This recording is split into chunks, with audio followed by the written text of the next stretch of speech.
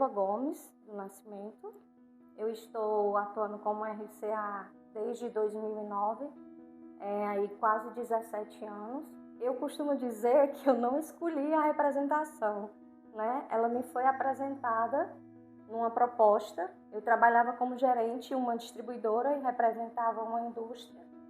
E essa empresa chegou a encerrar as atividades aqui no estado e o dono da empresa ligou para mim e perguntou se eu gostaria de representá-lo aqui no estado, porque ele não gostaria de perder o trabalho que eu havia realizado na época da distribuidora. E aí eu aceitei. E assim, eu sempre costumo dizer que na vida tudo é dual. O bem, o mal, o bom e o ruim, e desafios e oportunidades.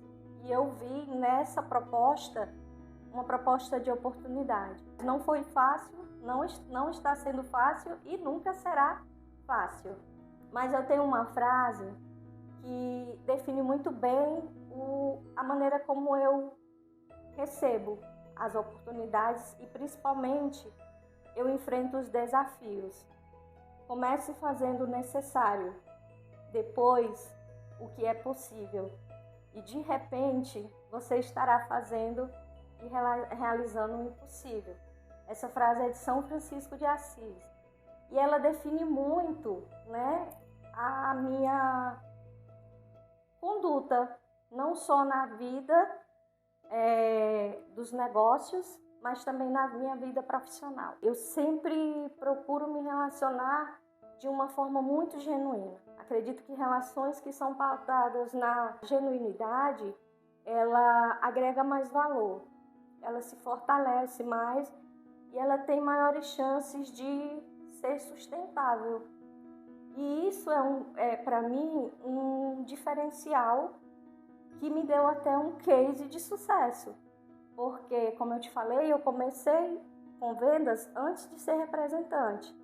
Então, eu tenho clientes que estão comigo há quase 32 anos. E isso é o meu maior orgulho de toda a minha trajetória. A gente vive hoje num mundo ultradinâmico, onde tudo que amanhece hoje pode ser transformado nas primeiras horas do dia.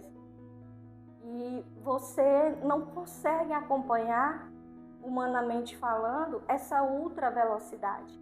Mas isso te convida a despertar, você não ficar parado ante ao desenvolvimento.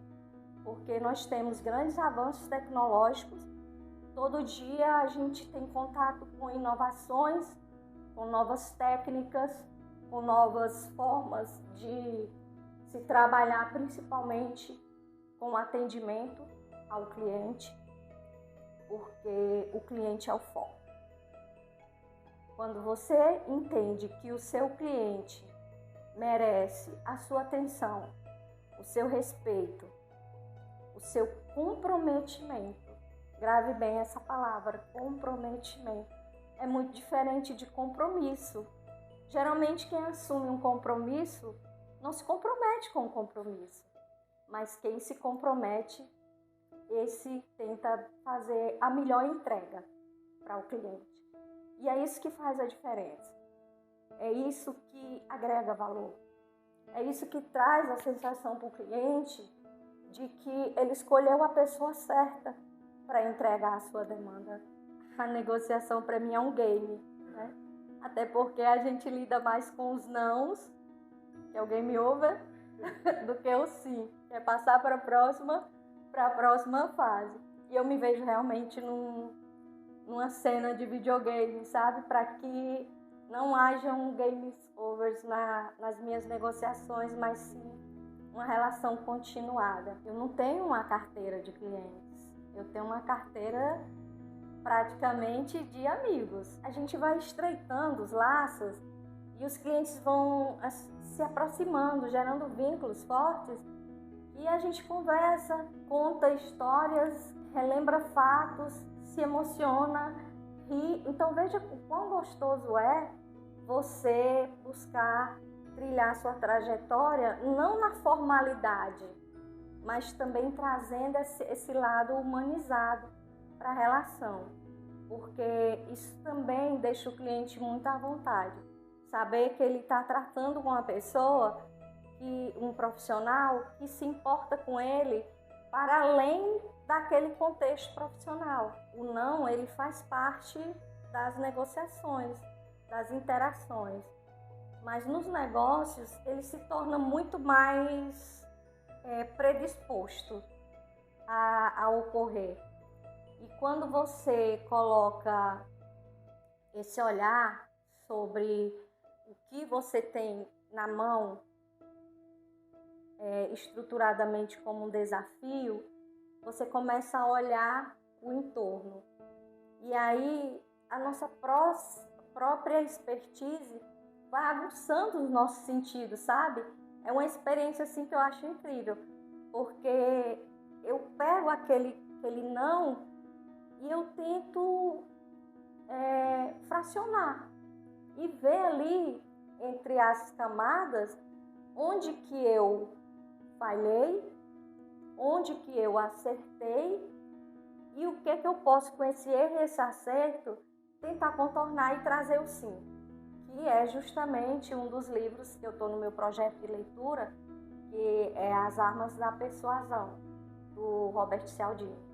E ele traz muito essa questão da persuasão como você, não numa forma de manipular, mas numa forma de você enxergar uma maneira de convencer o cliente de que você tem a melhor proposta, tem o produto e consegue sim atender à necessidade dele com toda a condição que ele precisa. A representação, ela sempre me fascinou justamente por esse desafiar-se. Então, ao longo dessa trajetória, eu venho aprendendo todo dia a ser mais resiliente, além da resiliência me tornar antifrágil. Eu sempre digo, eu só tenho uma hora para acordar. E assim, tudo faça por amor, porque quando você coloca amor, a mágica acontece. E você nem percebe, fica tudo fluido. É uma coisa assim muito sobrenatural. E eu costumo dizer que Deus, em sua infinita sabedoria e misericórdia, praticamente ele me permitiu fazer essa trajetória como RCA. E eu tenho me tornado uma pessoa melhor a cada dia e principalmente a cada não e a cada erro. Ser representante já não é uma tarefa fácil, mas ser representante mulher requer mais atenção, requer mais entrega, uma postura, firmeza, empoderamento, para que a pessoa que esteja lhe procurando não enxergue em você apenas um sexo feminino, frágil, mas sim uma mulher muito forte, muito determinada, muito cheia de si e com muita força de vontade, muito desejo de fazer a melhor entrega para nós mulheres. Nós temos uma essência e uma sensibilidade que nos diferencia do masculino. E isso é o que dá o checkmate. Esse ano foi mais assim, emocionante, porque eu recebi a ligação do próprio Filomeno. Então eu me senti muito lisonjeada. A Mandinha me ligou e o Filomeno passou para o Filomeno, e quando eu ouvi a voz do presidente, nossa, Filomeno, ué, o que aconteceu?